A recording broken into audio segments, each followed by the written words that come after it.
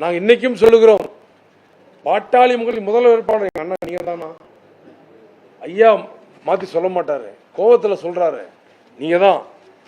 இன்றைக்கு 15 வருஷமா இந்த கட்சி நீங்க தான் வழிநடத்திட்டு இருக்கீங்க, நீங்க தான் நடத்துறீங்க.